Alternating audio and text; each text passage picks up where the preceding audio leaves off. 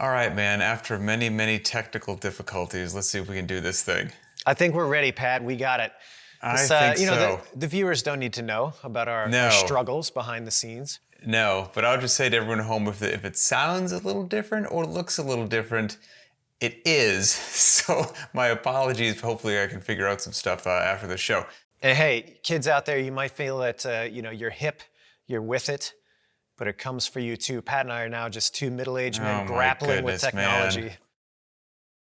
It's owning me today. But I'll say, of course, we appreciate everybody gonna be out okay. there.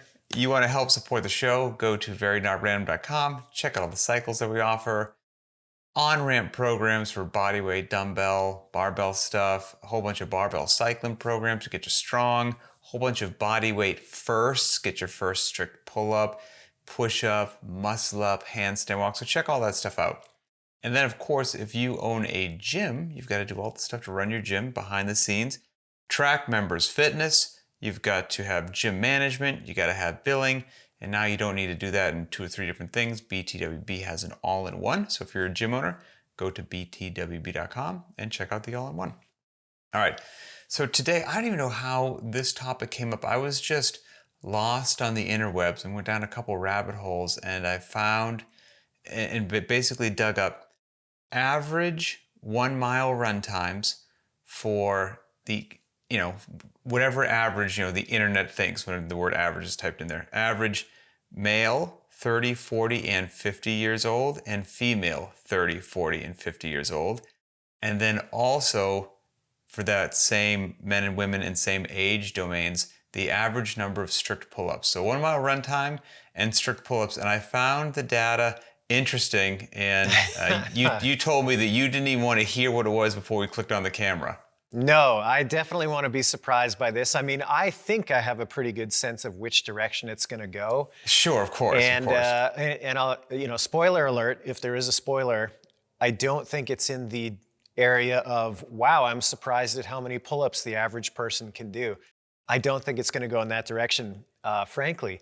But what I am curious about, we chatted just a little bit before we clicked on. Where's the data coming from? How was this selected? Okay, so I typed it into your friend and mine AI. Okay. And for the run times, it accessed, I've never used this, I'm about to flaunt my ignorance. If it's an app, a website, whatever it is, Strava, but Yeah. I know I've got a lot of people that I know who do use it. They log their run scores, they track their distances, and I'm sure it sounds like that system, there's information on whether you're man, woman, age, height, weight. It knows the distance that you run, the time that it took you, and so it has these, averages.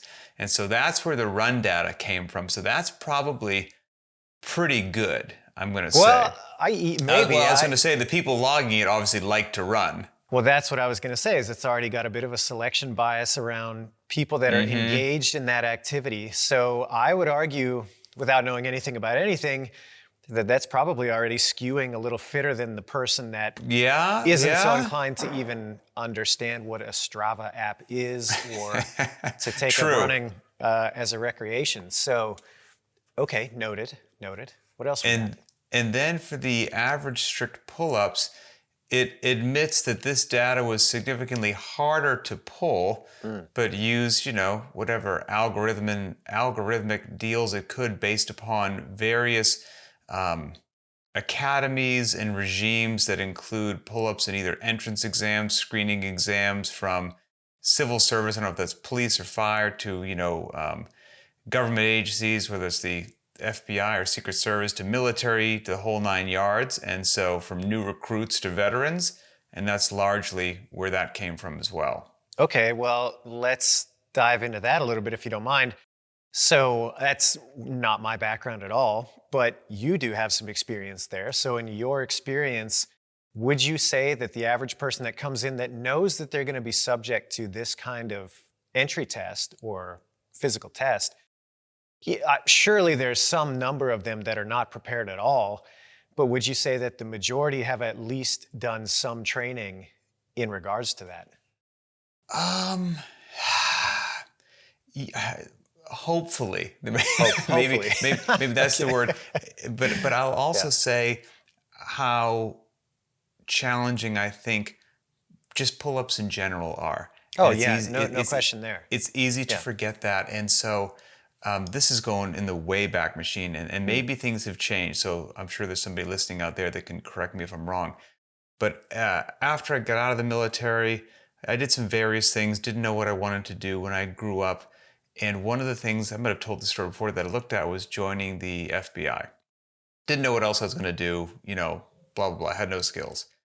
And I started to go down that process, which takes a bit. And I got to the point where I was going to go do the physical fitness entrance exam. And then I got distracted, went overseas, did some stuff, came back home after that, and I was going to reopen it again and be like, okay, maybe now I'm ready to, settle down and do this kind of a normal job thing. And I went back and started the process again and got to the point again where I was getting ready to take the physical exam.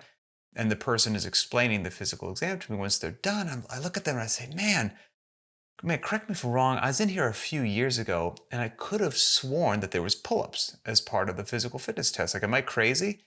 And they said, oh, no, you're right. There used to be, but they were so challenging for people that we removed them. Sounds reasonable.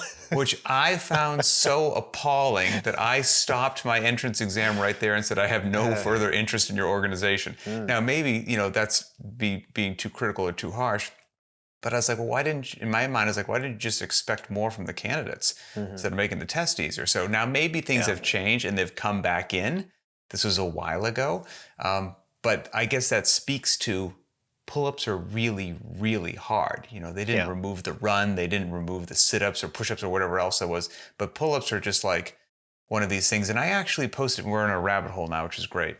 I posted a little poll on Instagram last week asking somebody, which of these two classic CrossFit workouts people thought most people could do prescribed sooner? Okay, now I know that's a vague statement, so take it for what it's worth. Helen or SQT, bearing in mind that SQT is just ground overhead. So you could power snatch it, you can clean and jerk it, just ground overhead. So basically the question comes, is a 95 pounds or 65 pounds going from ground overhead more obtainable for people for 3 sets of 10 or 3 sets of 12 pulls? Like, which is a larger hurdle for most people? I had my idea, and I was actually kind of shocked by what the interweb said. But what's your take on those two? And which do you think most people could do prescribed first? Oh, the ground overhead, 100%.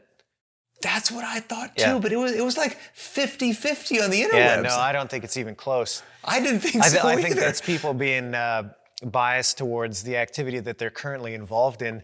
But I think you take the average person walking the street and you have them starting at an assumed 0. I think that barbell going overhead, even if it's slow, we're not talking it has to be 10 Correct. unbroken reps. Just got to get it done. Yep, I think that's happening way sooner than all the pull-ups in combination with Helen. All this linking back to, I think it's easy for us to forget how hard pull-ups are for an overwhelming majority of the situation. And what's another side story, funny on that, I posted that Helen versus SQT thing. Yeah. And talk about getting some feedback for somebody who's not the normal beginner. I got a direct message from Sam Briggs on that post, and she goes, she's like, Helen was one of my first workouts, but I didn't know how to kip, so I had to do them all strict. Of course. And I was like, you're not normal, Sam. Like the average, you have been the exception probably your whole life. Exactly. Like the average woman's first exposure isn't like, well, I just did 3 sets of 12 strict because I didn't know how to kip. That's astronomically off the chart crazy. So anyway, Well, I guess I'm just trying to build the case that I think probably in both cases where the data is coming from, if we got data pulled from a self-selected group of people that are already engaged with the activity of running, and we have data pulled from a bunch of places where people know they're going into this, selection process that's going to have this particular type of movement to it, I think we can assume that the results already skew in favor of, those people doing it, which all the more reason to, I don't know, man. I don't know what the results are going to say. Like I said, I don't know them, but I have a feeling that all that is going to skew things even further in the direction that I'm thinking. But At any rate, Do you want to start running or pull-ups? let's start with the run, because I think the Okay. pull-ups will be. I think there's a bigger range with the run, just because it's something, like you said, that anybody can do, albeit it might be slow, but most people can make the distance. Whereas with the pull-up, there's a hard stop. There's like a big difference between 0 and 1 with the pull-up. And then once you get 1, it's like, okay, it's a numbers game. But that's a big gulf to jump from can't do it to now I can. And there was a little blurb that happened before the run, so take this for what it's worth. Okay. The average time to run a mile varies based on age, sex, fitness level, and training experience. Below are estimates for American adults ages 30, 40, and 50 derived from available data on recreational runners and general fitness trends. These times reflect non-elite, relatively healthy individuals with some running experience, but they are not sedentary individuals and they are not elite athletes. Fair enough. Okay, fair enough. So we Well, last leading question here. Why'd you start at 30? My hunch, and I'll answer the question, my hunch is that because that is the age where most people are past doing kind of whatever recreational or athletic endeavor that is physical in their life. That's kind of the age where you start to see people drop off. And at that point, they're either into taking care of themselves or they're not. Yeah. That split kind of happens at that point. Is that a correct assumption? I kind of thought that's kind of a good range where the slide starts. Yep. You know? Yeah, I do, yeah.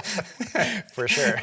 So we got male, 30 years old. What do you think the average mile time is? Oh, man. Men in their 30s, average mile time. I bet you I'm going to go It gives a little range. It doesn't just give what it's a little range of about a minute or 45-second range. I'll try to land in the middle. I'm going to say it's a 9:15 kind of mid-average. Ooh, boss, well done. 9:15 to 10 minutes. Okay. All right. So I was on the fast end of that. Okay. Yeah. So even, like you said, on the faster end of that. What about 40 years old? For the gentleman now. Yeah. Well, I think we can assume probably another like 30 seconds sliding per decade at a minimum. So I'll say I bet you we're at 9:45 if we're keeping on the front end for the men. Not bad. It's 9:30 to 10:30. Okay. All right. And it even has this thing here that says running speeds tend to decline after 40. It's like, yes, they do. Yes, they do. Okay. Pat, I wonder what they do after 50. 50 says further gradual decline occurs. All right, so 50 years old, what do you think for the average mile? I think now we're moving into the 10 plus range. We got 9:45 to 11 minutes. Okay. So it widens for sure. Let's touch the female times, and then we can have our general talking about mile times thing. Yeah. 30-year-old female, average mile time. So I said 9:15 for the guys. Yep. For the ladies. And to remind you, the guys, the 30-year-old guys was 9:15 to 10 minutes. Okay. So I think I'm going to add 45 seconds. That might be a little aggressive, actually. Sorry, ladies, I don't want to do you a disservice there. Maybe 30 seconds. So we'll start at 9:45 for the 30-year-old ladies. Starts at 10:40. Ooh, wow, that's a big jump. Okay. 10:40 to 11:30. Well, let's stop right there for a second. So that's already something that's kind of interesting. You and I are both steeped in, physical culture. We're around people mostly that are also the same. Mm-hmm. And in our world, there isn't, in many cases, a huge gap between men's and women's anything. Like that. You can definitely see loading is going to be different. There are certain things where there is a bigger gap, but compared to the average population, man, it is, there are plenty of people in the CrossFit gym. If I show up to run a mile, dude, there's going to be plenty of women that smoke me. 100%. You might see, you would see, in generally speaking, those differences if we hopped on the rower. Sure. Or you're doing 50 cals for time on the air bike or something like that. But or generally, if you compare the top of the heap to top of the heap, but what I'm saying is that the difference is much closer. It's much closer. Therefore, it's and affecting I would say my estimate. And I would say it's much closer in running. Like, in other Yeah, words, where sure. I do Yeah. see variance on the rower and the bike, when I see people take off on 400s and 800s miles, it's not anywhere near this. Like, Yeah. this is pretty wild. So yes, a 30-year-old female, 1040 to 1130 per mile. Hmm. Wow. 40-year-old, What was that last number? The 11 what? 1130. Wow. Okay. So then for the 40, I bet you we're dropping off even more. So I bet you it starts around 11:15 and goes to like the mid 12s. You're doing pretty darn well on this. 40-year-olds for women was 11 to 12 minutes. Okay. Okay. And the final one is 50 years old. Yeah. So it's got to be 12 and a half to, I bet you that end range probably extends out a little bit, like closer to like 14 minutes. They actually seem like they hang on. This anyway is 1130 to 1240. Okay. Wow. So there's some You know? overlap there between Yep. it's not linear. Yeah. Yep. So now with those shook out in your heads, and a quick refresher, males was 9:15 to 10 minutes for 30, 9:30 to 10:30 for a 40-year-old, and 9:45 to 11 minutes for a 50-year-old. And then for the women, we had 10:40 to 11:30, 11 to 12 minutes, and then for the oldest category, 11 and a half to 12 minutes and 40 seconds. Now with those just steep and rolling around your head, what are you, shocked, not shocked, or? I'm not particularly shocked. I mean, honestly, I think it could have been worse. And to my point earlier, I think that the selection of people that are already engaged in running probably skews it even faster than you would if you just polled the population. Now, of course, that's always going to beg the question, how do you split it, right? Are we talking a global population? Are we talking a regional population? It's going to have a big difference. But yeah, I think it is interesting because, again, if you're somebody who's been training for a minute and you even have a casual interest in running, or maybe you don't at all, maybe you're just like, I run because it's part of my CrossFit training and I do it because it's a necessary evil. I think all of those times are pretty achievable for most people, and in a way that they're probably not going to think twice about it. So it's interesting to just see that the disparity between a population that does this sort of thing and challenges themselves regularly and just the average. What struck me when I saw these figures was something that always hits me. Like I said before, fitness is easy, people are hard. And people are hard in several ways, but people are also hard on themselves. And I was like, man, CrossFitters are so crazy. Like, don't get me wrong, there are going to be some people in certain age ranges that hear this and they're like, man, I'd love to run those times. Sure. Gotcha. 100% accurate and valid. But I am also well aware that there's tons of people currently either achieving these times or beating those times that, I don't know, they still look around the leaderboard and they feel like they're slow. They feel like they're out of shape. And I'm like, if you're getting into the gym 3 to 5 times a week, bringing some intensity to some workouts, you're not eating like a drunken pirate, you're trying to get some rest, like, you're crushing it, in all honesty, like doing really, really well. And also CrossFitters, crazy lunatic CrossFitters, need to realize that a lot of the times if you're doing this, like maybe you haven't gone out for a hard mile every now and then, you're like, okay, well, I do this workout, it's got 400-meter runs, something else, and you're piecing together what your mile time is, and you're landing somewhere in what we just talked about, you're probably also piecing together a mile time that is in a mixed modality setting where you did like 3 or 4 rounds of a 400-meter run with some burpees or with some thrusters or with something else, and you're still holding like some paces that when you piece them together, shake out here. Like, again, that's extraordinarily impressive. Like, usually not just going out for a 1-mile jog. You'd be like, wow, this is great. I don't have to do burpees today or thrusters before I run. And so again, I would just pump the brakes for most people. Yep, comparison is good to make you, drive faster and work harder and, all that stuff, lift a little bit more. But when you take a look back to, your average mall goer or whatever you want to say, like, you're doing probably pretty darn well. Yeah, and to kind of piggyback on that too, how many times I think anybody who's been around CrossFit, how many times have you heard that phrase before where, oh, I really haven't done much running and I just did my best ever mile or whatever. So interesting that even without a dedicated program, most of those times are pretty achievable. So Yeah, I don't think there's a big surprise there that compared to the average, the person who's doing this kind of training is doing all right. And If I a agree with lo- you wholeheartedly. It's like, hey, man, you got to give yourself some grace. You know what I mean? It's very easy to fall into that mindset where every day's got to be a PR, every day's a championship effort. And it's like, man, at a certain point, you recognize that neither of those things is true nor possible. So you got to give yourself a little bit of credit there. And, I think the counter argument is, hey, comparing yourself to this average is kind of maybe shooting low in some cases. Maybe that's true, but take it in the spirit that it's intended. It's like, man, this should be like a pressure release valve when you step back and take a look at the big picture and you're like, you know what? I got a little wiggle room. I'm doing okay. if one of your loved ones is being held hostage, what do you think you could do a mile in right now? Me right now had to do it once and like, that's it. That's it God, for the Pat, day. I don't know. I would like to say that I could do it sub 6, but Oh, good for you, man.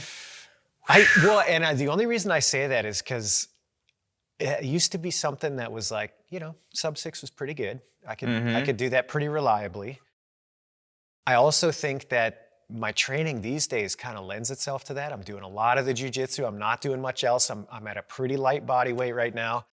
So I haven't done a 1 mile all out effort in quite a while, but maybe that's ambitious. I don't know if I could, gun to my head, had to do it. And like come hell or high water, I bet I get close.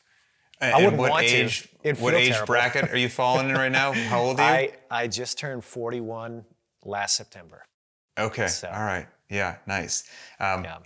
I think the last show that we did, you asked me something physical. I don't know if you did it on camera or not. Maybe if I could do a strict bar muscle up, because you said that was one of your party tricks. Like that you Yeah. could do a strict bar muscle up. Then you even used like some very capable like games level athletes that struggled with it. And I was like, it's one of those things. I was like, I haven't tried that. So I went out into my garage, and even though, man, I eat up strict pull-ups, love a weighted pull-up. I tried that strict bar muscle-up. I'm here to tell you, I am nowhere close. Absolutely nowhere close to a strict bar muscle-up. So, Yeah, man, it has a lot to do with position. I'm telling you right now, it's a big deal, especially when that bar is in the way. Oh, it was, I was like, dang it. All right. Average strict pull-ups. Man, I'm second guessing my sub 6 now. I'm like, I don't know if I can do that, Pat. Maybe my eyes are a little bigger than my legs, so to speak. That's cooking. I mean, that's a dude. cooking I'm time. gonna take the edge off. I'm backing up I'm saying 6:30 at this point. That's really good. Right now, I used to be one of those crazy CrossFitters that enjoyed running, and I actually still am.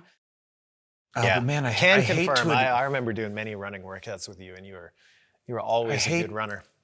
I hate to admit it, but it is one of those things that is different post the new hip. Like I thought I was going to be the unique unicorn that it wasn't. Yep. Man, but it is. Some of that mojo is gone. It hurts. So right now, if I had to do a mile, I would just want to sneak in just under 7 is where I'd want to be. Oh, I think you're shortchanging yourself. I bet you'd be faster than that. Yeah, I don't know, maybe so. I'll be 50 this year, so. I think I'm overshooting, and I think you're undershooting. I appreciate that. Maybe I hate to find out. That actually reminds me, so many sidetracks. I'm sorry, everybody. Not running, there's a running version for today, but I have to do a terrible workout when you and I hang up. It's just go ahead and sell your soul a 2,000 meter row. Then there's no specific time. It just says allow yourself whatever you feel is full recovery. Could be 28 minutes. I don't care. Full recovery. Do a 1,000. Oh, man. Yeah. Allow full recovery. Do a 500. Yep. So it's a 2,000. And so there's a run version of that today. And I think instead of a 2K row, it's a 1 mile run. I might have to see what we got. Maybe I'll see if I got the sub 7 in me. Yeah, I would be very curious to see what you report back. I say go for it. I'll live vicariously through you. I will not do the mile effort, and we can just assume that I overshot. All I'm going to get done is accused of not doing the 2K row. Okay, so for average average strict pull-ups. We get the same deal. Males and Yeah, females, oh. 30 years old, 40 years old, and 50 years old. Which do you want? We started Well, with I'll the start guys. with What do you want to do? I'll start with the women, and we're Okay. talking average, and we're talking knowing that these are people that have probably been already kind of primed for this because of where the data is coming from, or at least where we think the data is coming from.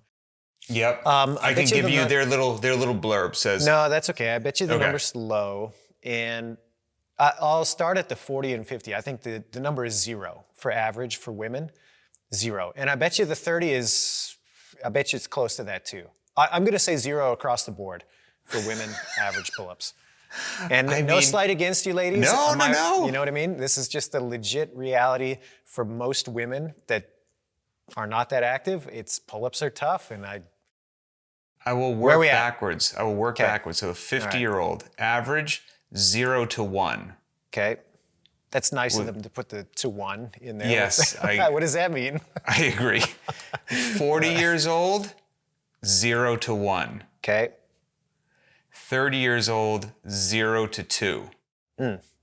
Interesting that they give the range. Yeah. But, So, I mean, I guess if you walk in, you got 2 at 30, you're like, we don't see much more than that, you know? Yeah. And again, you know, for those of you that are listening and you're steeped in CrossFit and you're taken aback by my, you know, pretty assertive stance that it's 0 across the board, you have to recognize that when you get outside of the population of like CrossFit athletes, it is not common for women to just be able to bang out pull-ups. It's a really unfortunate reality. It's something, you know, that I've been involved in a couple of different physical subcultures, even back in the day when I was doing circus arts. And this is people that are doing trapeze work, they're doing, you know, all sorts of different, really upper body intense type of movements. It was still a relative rarity for women to be able to do pull-ups in some of those circles. And it's an unfortunate thing because it is, in my opinion, very attainable for women. Obviously, I mean, you see it in any CrossFit gym, anywhere in the world. You know, there's ladies that are just banging them out. Strict, weighted, kipping, what do you want? They've got them. 100%. But for whatever reason, it just doesn't seem to have permeated as much as, in my opinion, it could and should have. So again, circling back to what we said before, if some women out there are listening, and if you have a single strict pull-up, I mean, you really, I mean, like that's a tremendous, just upper body strength feat. And if you're somewhere on the road, I don't care how long you think that road is, you're working the ring rows, you're doing the on-ramp cycle, whatever it is, like, if you just stick with it and be consistent, there's a really good chance. I've seen so many people of ages and body types get their first strict pull-up that just were so stubborn that they just kept trying and trying and trying. Like, you will. So you can beat these numbers. Trust me. So anyway, how about this? And that's great. As something to shoot for, I mean, I think that a set of 5 strict pull-ups is a great set. Like, I think when somebody gets to the level that they can do 5 strict pull-ups, it's like, okay, that's a confidence boost that is pretty sturdy at that point. You know what I mean? It's like at that point you can say like, yeah, pull-ups are comfortable. That doesn't mean 100%. they're easy. It doesn't mean you can knock them out whenever you want, but it's like that skill you've got at a pretty good level. But think of it that way. If you can get to that 5 and sustain that as a female athlete, you are well above average like forever. Oh my goodness. So that's a really kind of cool thing, I would think, to be able to shoot for and then hang on to. Well above average, to say the least. Yeah. For the men, do you want to start at 30 or do you want to start at 50? We'll do reverse order for the gentlemen. So for the guys at 30, and we're talking strict and we're talking average, I am going to say the average is, this could go either way. I'm going to say the average is 5. That's like the middle. Average is 2 to 5. Oh, so that's a high end. Okay. Yeah. Okay. So then that's like a shockingly good number. Shockingly good. 40 to 50, I'm going to say the average is 2 to 3. For 40, it's 1 to 4. Ooh. Okay. So then 50 plus is probably 0 to 3. Exactly. 0 to 3. Okay. That's exactly what it is. I mean, so it doesn't matter. Like, pull-ups are dramatically difficult. Period. End of story. And if you've got 5 stricties in the tank, doesn't Yeah, matter, you're male doing or great. female, you're a beast. Well, there you go. You're an absolute beast. So Yeah, beating just, the numbers. Learn. So that's a great goal. I mean, as far as like a physical, well-rounded person, regardless of age, regardless of sex, what this is saying to me is if I can run a sub 9-minute mile and do 5 strict pull-ups, I'm above average in all categories. yeah, That's pretty right. cool. It is actually pretty cool, isn't it? Yeah. Yeah. It'd be fascinating. There's no way to do this unless you and I were just like, crazy YouTube billionaires and we could do wild stuff every day, which would be amazing. But to like set up, to bring like, get the first 100 people that walk into a grocery store, walk into Walmart, walk into the mall, and like somehow get them to sign waivers and like test their pull-ups, like this beautiful, segment of society of like 20, 30, 40, 50 men and women. It'd be so great to see how that data shook out. And I think the numbers that we have here, like you said, would probably even be a bit charitable and optimistic if you had a whole bunch of people at a track and said, "Okay, go run a mile." I don't think that's going well for most Americans. Oh, there's the pull-up bar. I think a lot of people would struggle to hang from it, quite frankly, to support their body weight in a hang position. So, yeah, I think these are great goals for a lot of people, and CrossFitters, again, don't give yourselves enough credit, which is great because you're surrounded by people that have embraced physical culture, that try to eat better, that they work hard when they walk into the gym. They're doing functional movements. They're kind of never happy. They're always pushing themselves. And all of a sudden, you just think, well, yeah, everyone's got a whole bunch of pull-ups and I feel bad because I don't. It's like, maybe not. Yeah, or the other way around when you're somebody who's like, well, I can bust out 12, but I can't get to 13 yet, and you're really down on yourself for that. Take a step off the ledge and just recognize that, hey, you're doing all right. The other thing I think about when I'm presented with numbers like that is, number one, man, there's so much work left to be done. Do you know what I mean? Like, think about all those people that are on the other end of those numbers, and they probably need help.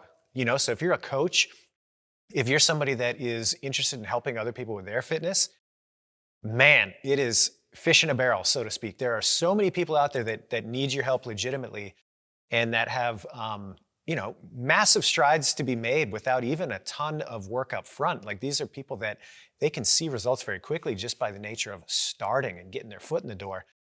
That should be pretty motivating if you're somebody who's interested in working with people. So take that if you're on the coaching end of that too, and be like, man, you have not captured all the people yet. There are plenty that need your help, that can really benefit from it. In some cases, probably benefit from it more than the person who's chasing that 15th, 16th rep.